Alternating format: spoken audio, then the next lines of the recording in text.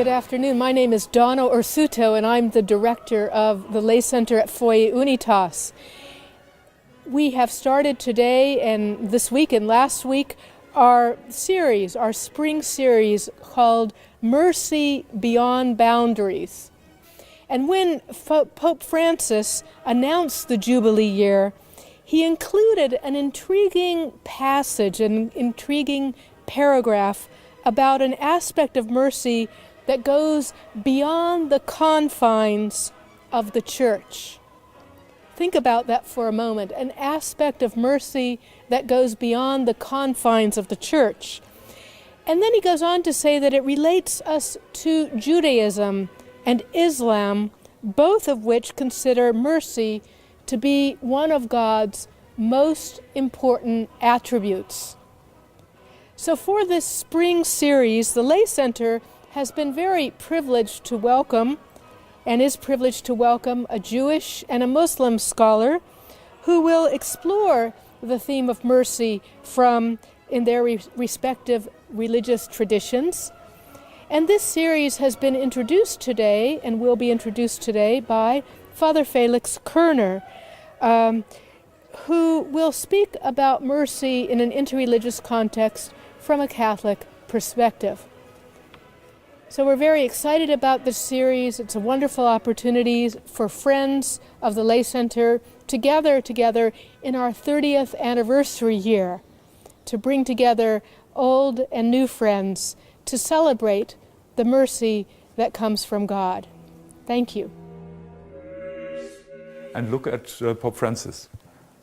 Mercy in the light of justice in Interreligious Dialogue, when quoting what he very briefly, very simply said when he visited Jerusalem and spoke to the Mufti. He said, there's an intense, heartfelt call I want to make. May we respect and love one another as brothers and sisters. May we learn to understand the sufferings of others.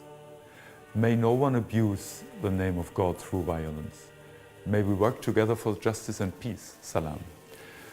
Learning to understand the pain of the other, said in Jerusalem, also means you will not come beyond the blockage.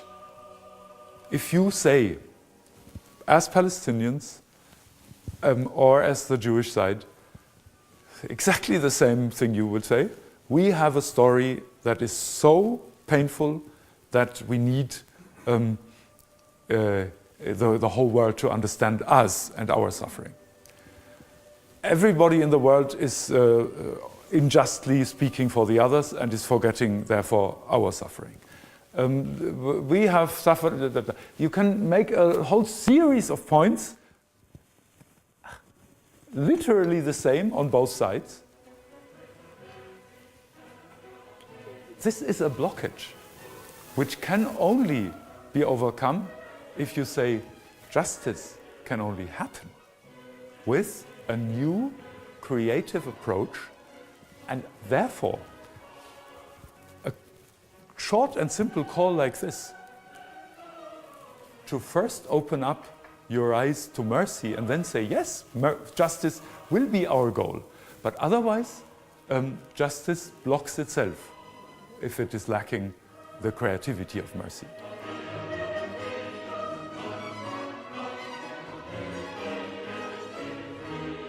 The term mercy is a very difficult term. It is very much. Because if you look at the dictionary, I don't really understand the term mercy. I think I understand it, and there's elements of it, and I would use it from time to time. But the terms of like love and compassion are much easier to understand. And one dictionary says compassion towards an offender, so show the other cheek. Another one says compassion towards someone in a bad situation, so someone who's less fortunate than you. Yep. Another would say pity or benevolence to someone in your power. Another would say benevolence is a good situation. So there's very different approaches to it, and so I see the truth and the justice linked to mercy. I see that you need empathy and mercy. There's creativity and mercy. I would say, without empathy, you don't have mercy. The creativity, you might have lack of creativity and mercy. But so it's a very difficult term. Which is very much so. How do you put it all together? And you see that Pope Francis puts together towards mercy towards the other, in whichever situation the other is. But how would you help us define it? Thank you. When Jesus sees the rich and small, curious and still relationless Zacchaeus sitting on that tree, not to get contact with Jesus, but simply to observe him, he creatively, spontaneously, courageously says to Zacchaeus, come down from that tree, I must have dinner with you tonight. He's overwhelmed. Mercy in the biblical experience is always a surprise that is changing him already through the simple gift that I'm being given it. But then Jesus says, now grace has come to this house because this man too is a son of Abraham.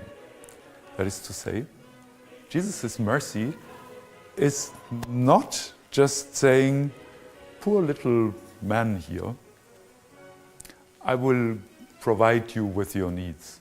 No, I am integrating you into the community of those who are called to be collaborators in the project of God. So, one dynamic of mercy, according to our understanding, is integration. It needs this setting you into the capacity to work with me. Otherwise, it will never be more than just some nice generosity from above to low. Yeah?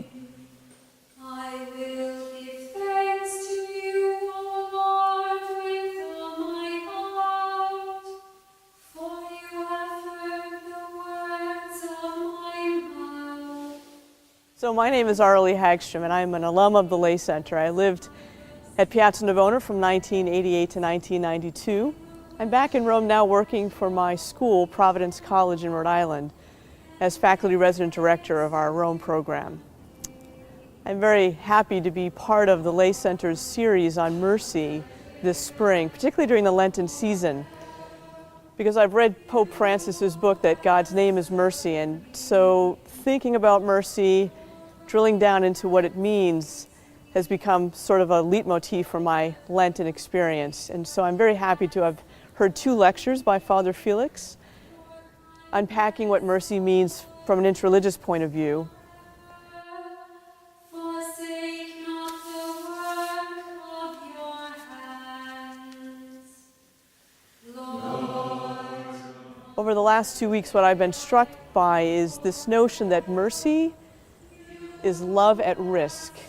Something I see in the life of Pope Francis and in the way he's living out his pontificate, and something that I think the Church needs right now. Mercy is love at risk. There's also a way in which mercy causes scandal. Sometimes it's misunderstood. But I think the way that Father Felix described it this morning is most helpful for me.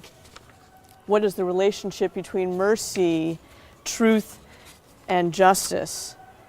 He said this morning that mercy needs truth because that enables growth. And mercy needs justice because that enables freedom. So this interplay, this relationship among mercy, truth, and justice, for me is the most important thing I heard this morning.